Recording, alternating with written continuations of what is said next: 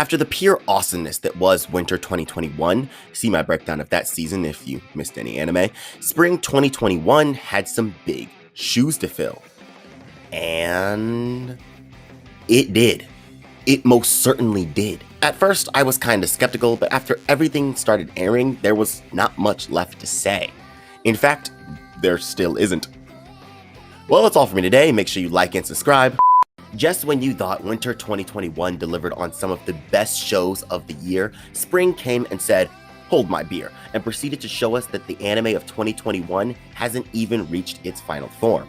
Anime fans have been eating well, because the anime this year just keep elevating in quality as the year goes on. Now, there is an argument to be made there is too much anime being created because there were over 30 shows airing this season alone. I was pretty overwhelmed to the point where I had to drop shows that I would normally stick out to the end just to say I saw it all. But this season being the juggernaut it was had me don a new phrase. There are too many good anime for you to be wasting your time on stuff you don't like. If you gave it a fair shot, then it's simply not for you. That being said, stop being a bitch and go watch One Piece. Follow us on Twitter for more of that. But this season did have me dropping more shows than last, but it also had me loving more shows than last. Either way, we'll get into the good, the bad, and the ugly. So without further ado, let's get into it.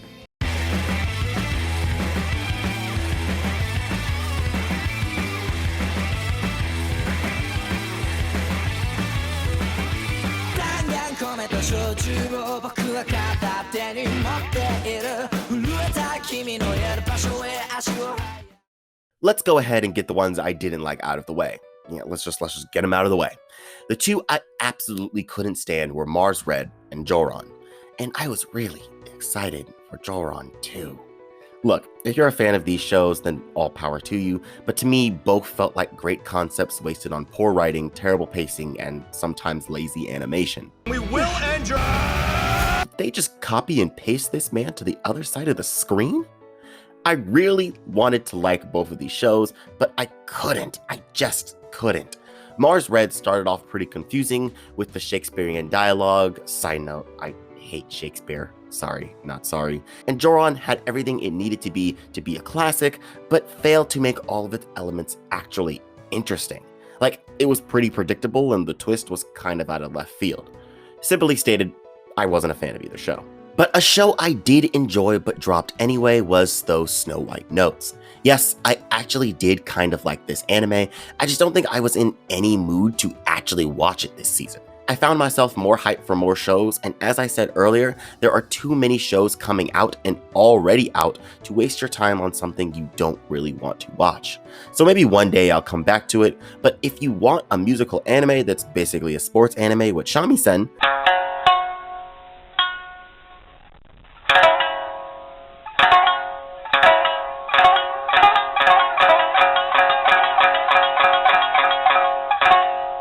then I definitely recommend this one. It has some great music too. Moving the list forward, we're starting off with Shadow House. I have to admit, this series had a pretty slow start, but enough mystery and questions to get you to watch the next episode. When it started off, I thought this was going to be some weird slice of life made anime, but turns out to be a supernatural mystery with some pretty interesting characters and world dynamics. Amiliko, our protagonist, is literally one of the nicest anime characters I have ever seen, and just an all-around ball of sunshine, earning her the well-deserved spot of best girl this season. I want my future child to be like Amiliko because the amount of good vibes she gives off is just holier than thou. Also, don't loot her, she's a legit little girl. But what Shadow House lacks with its first couple of episodes, it more than makes up for in the latter half. Once the debut starts and the world begins to show its true colors, you find yourself oddly rooting for these characters even if you don't fully comprehend everything that is going on. Shadow House definitely has a darker undertone underneath our lighthearted ball of sunshine of a main character. I'm a really big fan of Amiliko, if you couldn't tell. Darker undertones that I'm pretty sure manga readers would probably already know about. So if you're in for a cute supernatural mystery about a family of shadows that have somehow enslaved human children, boy, that sounds really dark, because it is really dark, then this show is for you. But if you're in for a more realistic mystery, then Let me introduce you to Moriarty the Patriot Second Core. For a show that's first half was pretty mid-tier at best, the second half of the show really did elevate this anime for me, introducing fluid storytelling that puts the pieces together as if you have just solved your own mystery. I will say this though, the show is way more entertaining if you are familiar with the world of Sherlock Holmes, because then you truly understand the name drops and references that the anime wants you to go, "Oh, it's that guy! Oh my god!" before. If you're a fan of smart anime characters who carry out ridiculous yet brilliant schemes, or just a fan of Sherlock in general, then this anime is for you. This show does really do a good job at establishing characters. From minor to major, all the characters seem pretty fleshed out. If anything, this show seems like how the world of Sherlock Holmes came to be, and how the legendary rivalry between Sherlock and Moriarty came to pass. Not much else to say about this show. It's really well written and a decent watch for all anime fans. Plus, there's a bunch of hot guys, so if that's your thing, go for it. Speaking of going for it, anime has once again proven to us weebs why exactly most of us watch this shit alone. If you haven't been keeping up with the recent season, then you probably haven't heard of Higehiro. After being rejected, I shaved and took in a high school runaway.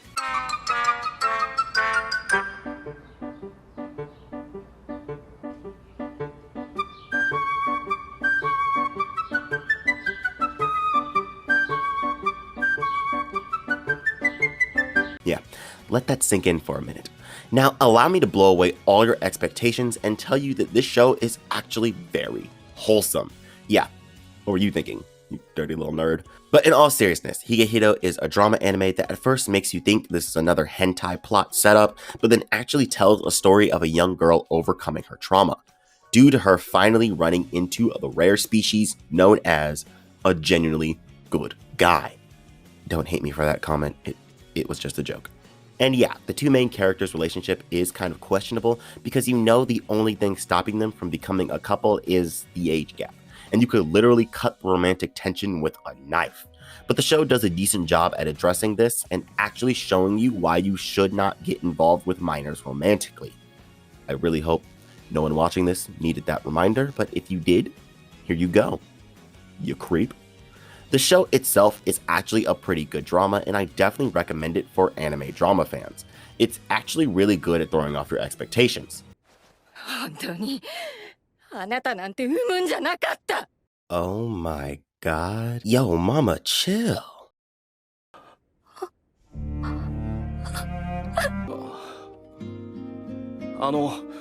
もう一度お母さんと話す時間を取ってもらっても構いませんか? Listen here, you stupid little bitch. If you ever yell at Sayu again, I will cut you. I will cut.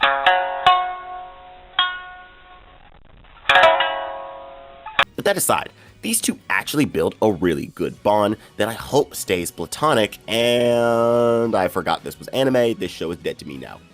Speaking of shows that are dead to me, My Hero Season 5 is also airing.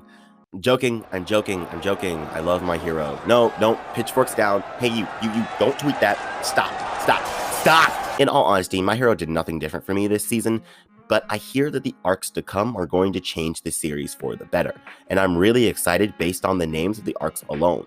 Also, I feel like we are inching closer and closer to a greater story from these series, mostly because manga readers won't shut up about it on Twitter. And also because Bones has always done the anime justice, and I'm ready to see them fight some villains again, instead of another school event. Anyway, My Hero is popular enough, so I'm not going to spend any more time on it. However, an anime that isn't popular and should be getting a lot of attention is Odd Taxi. Yes, you're looking at the right show. Okay, hear me out. Just hear me out. Normally when watching an anime, the things that capture me are the writing, the animation, and the music. But with Odd Taxi, it was purely the writing. This show, without a doubt, is the best written show of the season. And that's saying a lot because we haven't even gotten to the best part of the season. At first look, you may think this is another cute animals acting as humans anime and not the crime drama writing masterpiece it is. From the dialogue to how everything connects and even the characters' motivations, Odd Taxi is just fucking great, man. This show is slept on because other shows this season already had pre-existing fan bases and or better animation. But I'm telling you, no, I'm begging you, please watch Odd Taxi. This is writing at its best, and you will enjoy every minute, especially episode 4. If you're not a fan of Odd Taxi by episode 4, then the show isn't for you. But episode 4 alone has to be the contender for one of the best written anime episodes of all time. Yes, it's that good. Watch Odd Taxi, please. And while I have you here, let's talk about another underrated show that you should definitely watch. Megalobox came back this season, and boy, if you didn't watch this show, then you are missing out. For a series that was just created as a love letter to the OG boxing anime, Ashita no Joe, look it up if you don't know what I'm talking about, Megalobox Season 2 really had the show come into its own. I mean, I'm really not sure what the gears are for, maybe I missed that in the first season, but boy, do they look cool. And I know this is a boxing anime, but to be honest, the second season felt more like a character drama that just so happens to have boxing in it. The show touches on themes of redemption, forgiveness, and moving past, well, your past. See what I did there? All around, the show beats you down into the dirt only to pick you back up in a way that doesn't seem forced or rushed. And also, this season actually fixed the main problem I had with the original season. It gives us a better look into Joe's mind. In the first season, Joe was present and he was a character, but to me it felt like we connected with the other characters more because they were the ones actually pushing the plot forward, while only Joe's desires, not the man himself, did the same thing. But that all changed this season. We definitely connected with Joe as a character and he's clearly moving the plot forward. I could do a whole character analysis on how Joe's character in Season 2 is almost the perfect representation of a redemption character. Yes, the writing is just that good.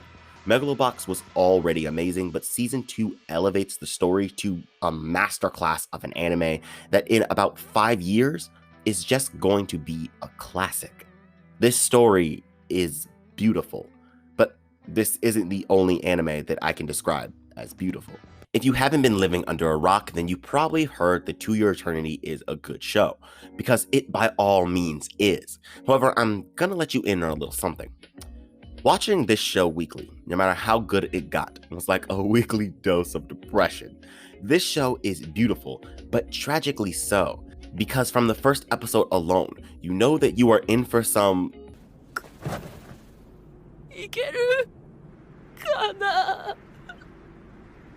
tragedy.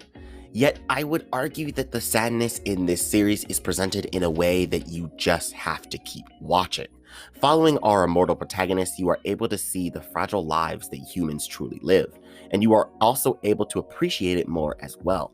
The beauty of the series lies within the characters, connecting us not only to them, but to what they don't have. If you're a story analyst like me, then you probably have noticed that each character Fushi bonds with doesn't have something that he has in spades. March doesn't have the freedom to choose her own future, Gugu doesn't have the ability to change his looks, Perona doesn't have the power to change the world around her. Yet Fushi has all of these things, filling in the missing pieces and connecting the characters around him. Yet all these characters have a better understanding of how the world works, at least for the first part of the story, leading Fushi to experience tragedy himself.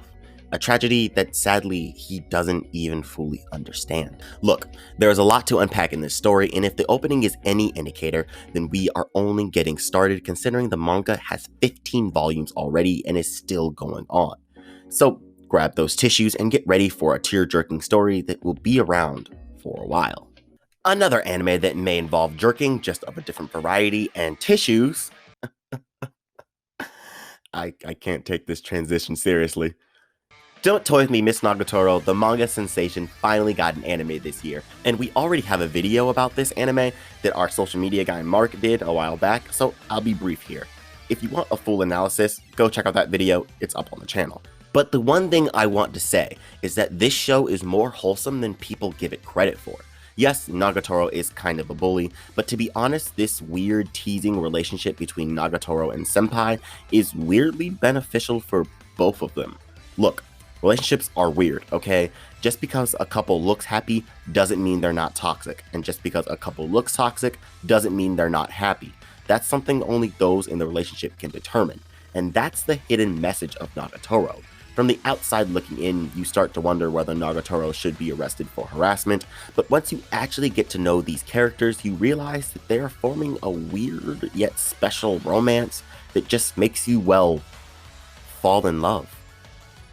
Also, the series has introduced a new fetish that most weebs didn't know we had. Vivy's ending was kind of meh. Shut the fuck up! Vivy was the best anime of the season, and I will gladly die on this hill.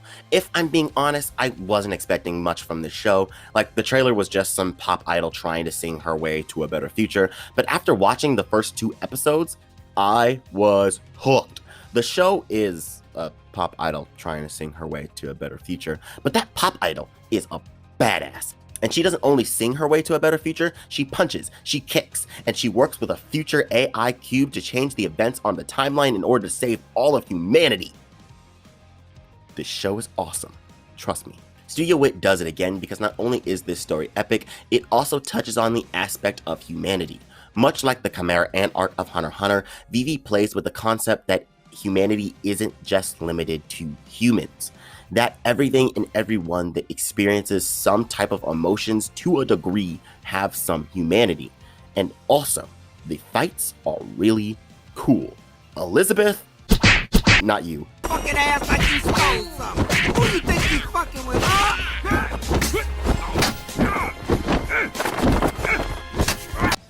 There we go. She kicks so much ass. Vivy was without a doubt my personal favorite of the season, and I'm going to miss it dearly because the finale gave no room for a season 2. However, that has never stopped studios before, so who knows? Watch Vivy. It deserves it. After you watch Odd Taxi...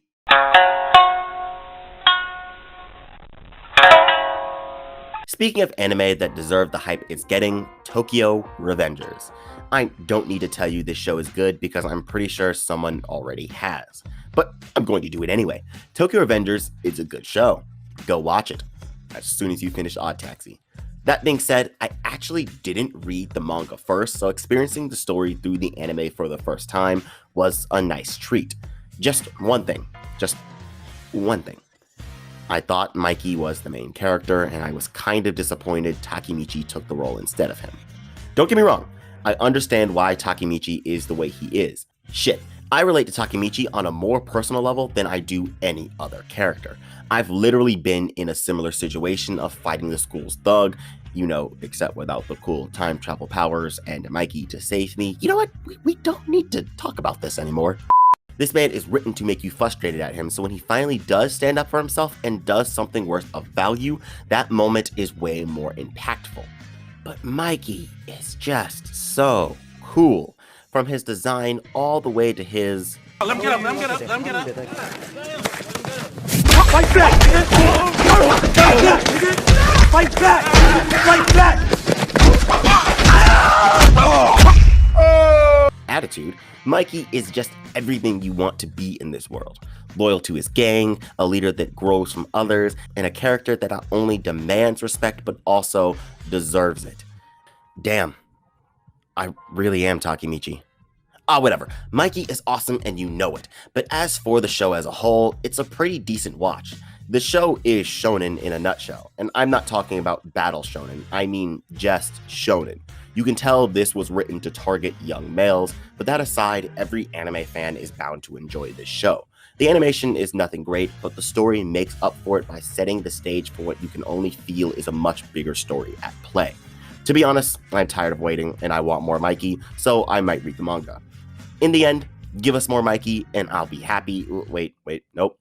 That's a line from the letter I'm writing to the mangaka. Here we go. Tokyo Revengers is a good show and one of the best of the season. Yeah, there we go. Finally, we hit the A1 Pictures anime of the season. Now, you may have heard of 86 because Sawano is back on the epic anime sound trend, and our protagonist Lena is probably the most adorable anime fascist you'll ever see. Well, she's not a fascist, but everyone around her sure as hell is. You may have also heard the popularity of light novel and the fact that A1 is so sure of the anime's success that it has already been confirmed for a second core release. I mean, they're doing this because of pandemic delays, but we're just going to ignore that for now. Yes, 86 is an excellent light novel adaptation with beautiful animation, character designs, and music to elevate the story forward. But the story, my god, the story is fantastic. And I feel like the story benefits greatly from how the animators chose to present it. Racism in anime can be found in multiple shows, but 86's presentation of the concept is just so realistically well done that it almost seems too real. If anyone had a hard time understanding the complexity of racism, my weeb ass actually might recommend them to watch 86. But on a serious note, 86 is a perfect example of how to accurately show racism in storytelling, and not only showing it, but how to overcome it as well.